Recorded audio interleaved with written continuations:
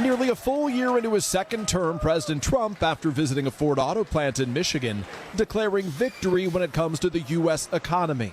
The results are in, and the Trump economic boom is officially begun. But many Americans remain skeptical of the president's handling of the economy, and inflation, while down from its 2022 highs, remains roughly where it was when President Trump took office. The president also touting lower prices. Grocery prices are starting to go rapidly down.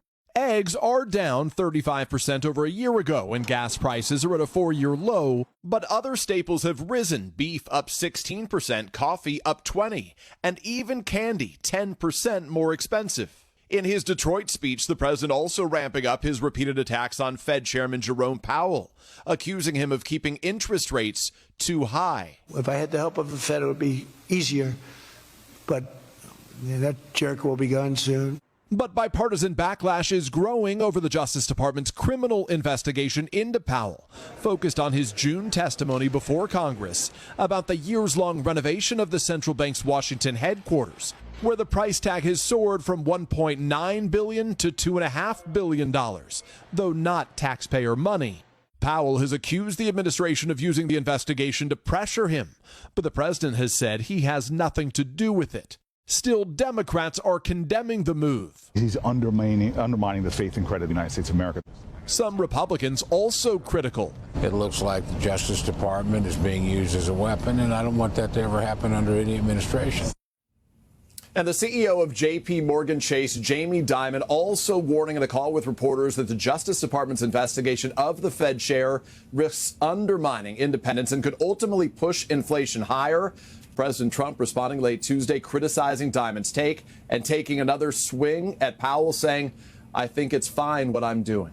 Laura? All right, Peter at the White House, thank you. For a bit more perspective on where the economy stands, let's bring in NBC's business correspondent Brian Chung now. Brian is starting the day at the New York Stock Exchange. Brian, good morning. Big picture here, Brian, on a macro level, what can you tell us about where the economy is right now and where the economy may be headed based on some of the data we're seeing?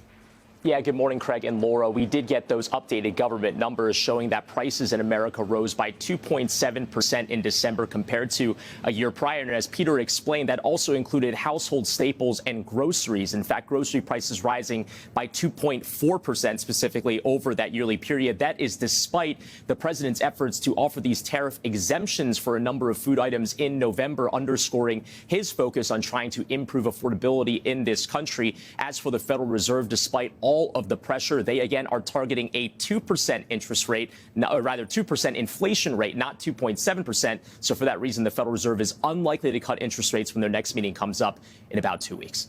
So, Brian, you just mentioned those tariff exemptions. Speaking of tariffs, so we're waiting on this major Supreme Court ruling, possibly as early as today.